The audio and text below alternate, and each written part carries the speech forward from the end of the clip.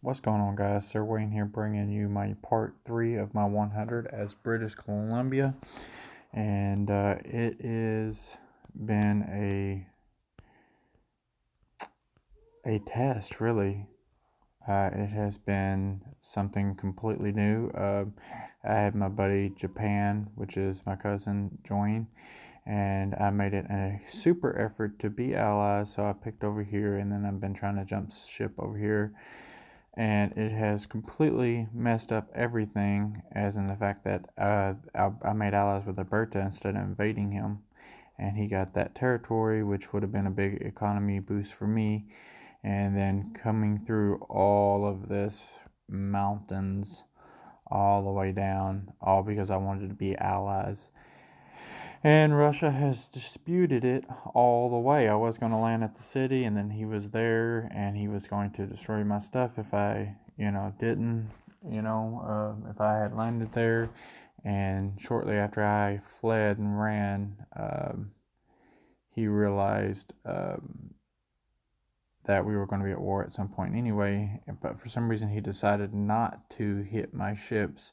And what had happened was I was trying to land here at Magadan, and he had a fleet of 3 or 4 battleships, 2 destroyers, and 1 half-health cruiser, which is definitely going to slow him down because they have health.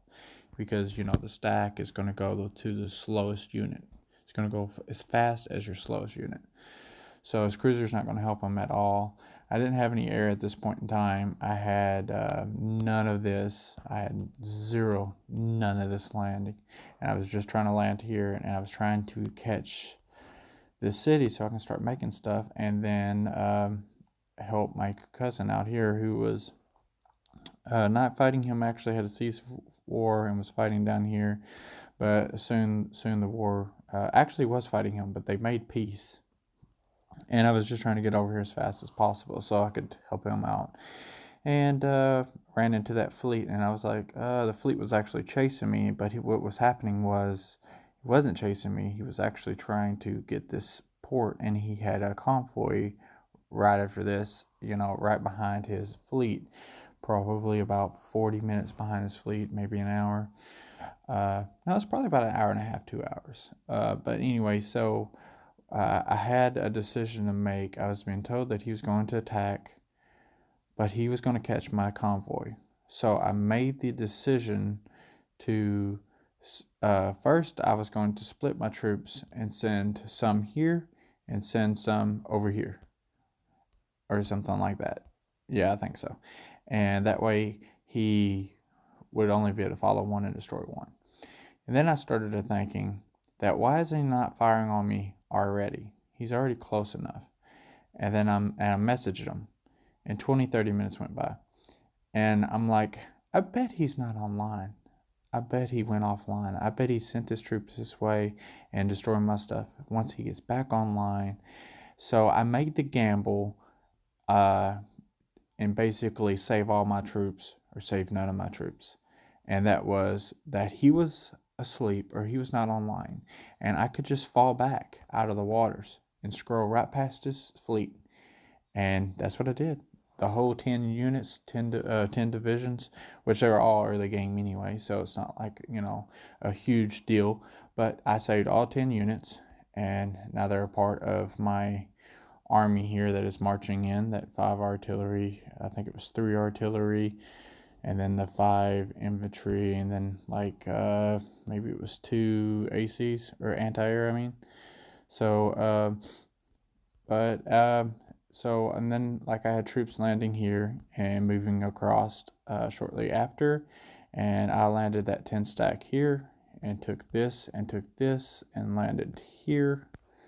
After that, I landed here, and then most of my rest of my forces, another part landed here as I was moving up through the mountains, and then last but not least, about 4 or 5 divisions that were coming from the homeland because I have to ship them so far across, which I happen to have max convoy transport ships level 3, so try to max out on that speed. But going through these mountains was just such a pain in the butt, and my cousin was like, "Are you ever going to get in this fight?" And I'm like, "It might be another week."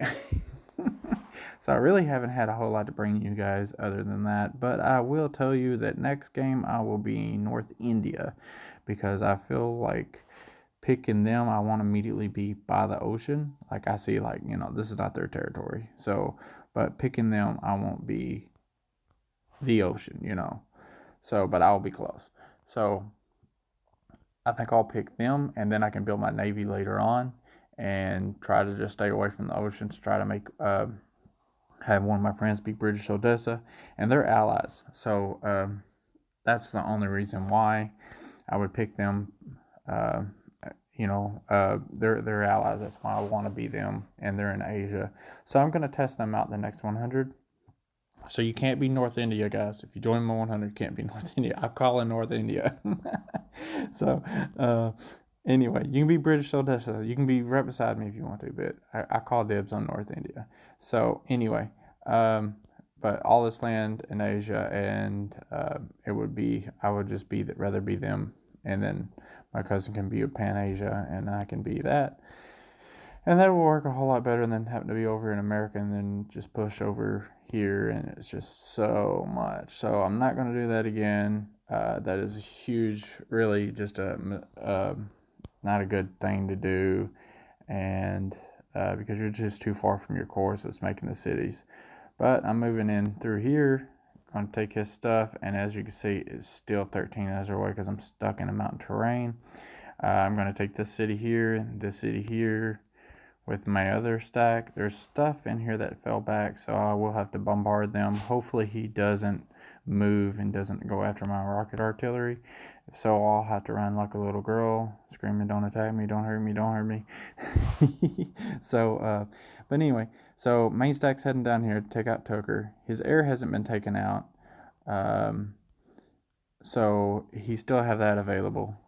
Fortunately for me, I have good anti-air, as you can see, 6 of those, and good. I also made the switch to mechanized infantry. Instead of running high counts of armored cars, run mechanized infantry, and that will allow me to eat up more food instead of goods, and hopefully it will switch up how I'm consuming everything. So I still got iron and oil, but as you can see, the food is the big ordeal there. But as you go here, let's go to the armored cars, and it's going to be a whole lot more. I know this is, you're going to have higher level armored cars, so versus just a level 1. So like it would be more like a level 3, for example, somewhere around there. So you'd be using a whole lot more, and it seems like you'd be losing more iron and oil too, if I'm not mistaken. Yeah, a little bit more. But this is what I want. I want the level 2, but still a little bit more, or still a little bit less than what the level 3 AC would be. But I think I would stop at the mechanized level 2, but the level 1 is still good. Its attack and defense is also better, and it's 7.5 and 7.5 attack and defense, so it's a little bit more versatile. And I'm hoping that the resources will balance me out a little bit more. As you can see at the top, I got 7.9 and 7.5 in goods, so it seems like it is balancing me out a little bit. The rare is a little bit high. I haven't been building. What have I not been building? I've been running out of manpower. That's what it is. So I'm building recruitment stations in my core territories, and trying to fix that manpower problem, which I knew was coming, but I didn't have the resources at the time to fix it, as due to me crossing like I did and being so far behind on the standings. Yeah, I'm 18th. It's horrible. For me, that's pretty horrible. But once I get out on these mountains and I start taking this guy's stuff, I should be boosting up quite the bit. And then my cousin doesn't have the greatest land units, as he picked Pan Asia, which this guy also picked Pan Asia, so he's also going to have the same doctrine problems, or issues with the land units, because Pan Asia is not a good land doctrine in my point of view. So they just don't have any good tanks or stuff like that. Rely a lot on land or a lot on air and navy. But hopefully I can push down through here and then hit Sanuka afterwards and take a lot of his stuff as well, and that should really it will jump me up the leaderboard significantly. My buddy Japan here is he's supposed to be winning as far as the actual news is showing, but he's definitely losing a lot of land. He's got 118 divisions, so he's not. It doesn't seem like he's taking a lot of losses, which is absolutely fine. Seems to be doing fine-ish. He's taking some of his territories back. Hopefully he gets some battleships and stuff around there and hit them up. Okay, so here he is. He's definitely letting them take a lot of his land, which is not a big deal. As long as you have factories and stuff, or you don't have factories being built there and stuff, you should be absolutely fine. What is this? Ooh, okay. But they also had a stack here, and here is a naval fleet, and I just busted it. Me and my cousin both busted it with his fleet and my subs. My subs are mostly just for, as you can see, my manpower is so low, so I can't upgrade them. Just for helping me control the sea just a little bit. Not a whole lot, just a little bit to help me with that. So let's see here. I don't want this on the ground, so what I'm going to do is put that like that, I think, because I don't want him coming over with a battleship and hitting it. But don't worry, it won't be there by the time he sees this video. That's why my videos have been late, because I definitely don't want him seeing what is going on. My homeland is being built up defensively. I can't attack Alberta because he has a non-aggression pact with me, so that won't work unless he violates it, and hopefully he doesn't, because I take that super serious. Non-aggression pacts definitely need to keep those, but if he does, he will probably get absolutely obliterated by all my allies, including myself. Down here in South America, California and North USA, which have been invaded South America, and there has been tons and tons and tons of talk in the newspaper about gold use. As you can see, it is quite obnoxious, and I'm going to hit on that for just a minute. Gold use, accusing somebody of gold use in the paper is a very, very big deal. And my problem with this is, it's okay if you believe he's a gold user and you explain why he's a gold user, okay? And then, but the problem with that is if you accuse somebody and you convince people that they are gold users, even if they're not gold users, they can be, and most times they get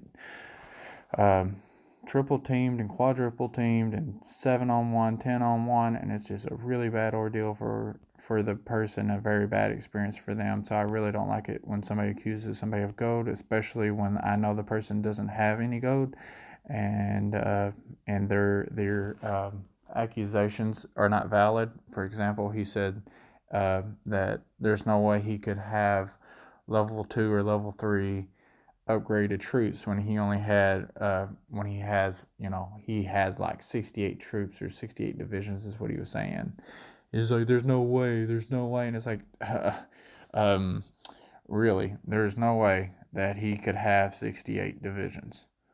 No way. Like, I mean, you look at everybody that I've shared maps with, there's over 100, which he's in the battle, over 100.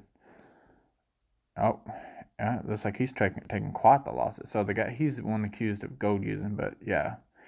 130, 118. So as you can see, like, there's way over 100. Alberto's having a hard time apparently. Where am I at? Am I really that far down? I must have passed myself somewhere. Oh. I was looking for share maps. Okay, 110. So as you can see, everybody has well over 100. So this dude really doesn't know what he's talking about, saying, well, he has 68 divisions and they're upgraded, so he must be golden using gold. No, maybe you're not that good and you just don't know what you're talking about.